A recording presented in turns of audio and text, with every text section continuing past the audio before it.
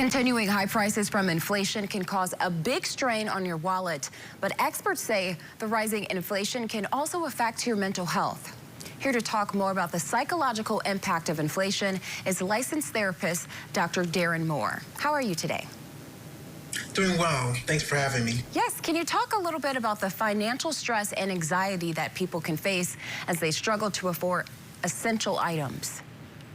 Sure. In my practice, I work with individuals and couples and families, many who have survived, of course, COVID-19 pandemic, and we're seeing the prices of things go up. That's really causing a lot of stress, a lot of anxiety, and even conflict within couples and families as they navigate trying to take care of themselves and their families and meet their basic essential needs. And people may also not be able to afford to maintain the standard of living they've been used to. How can people best cope with that reality?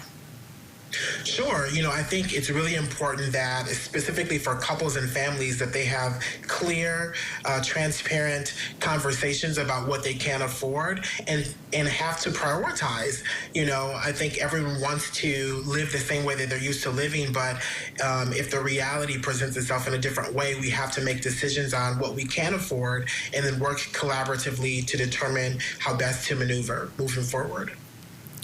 Great advice. And couples may find themselves arguing more about money due to the rising inflation. What are the best ways to deal with that added strain?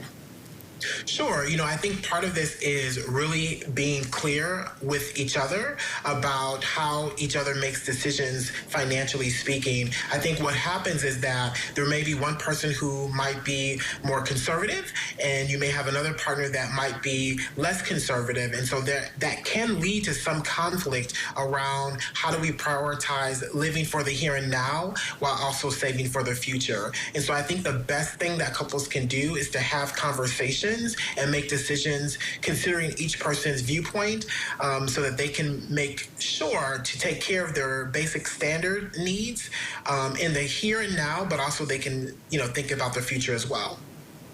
Now, what advice would you give someone who is looking for peace of mind during these tough financial times?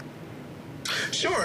One thing that I can say about the market is that it does change, it does shift. And so what we've seen even within the housing market, what we've seen in other aspects, financially speaking, is that when there is difficulty, when there is concern, when there are problems, we know that just right around the corner, there can be a little joy. And so I would say that part of what we have to do is just cling on to one another, to support one another, and to hold out as I think things will get better for individuals, couples, and families.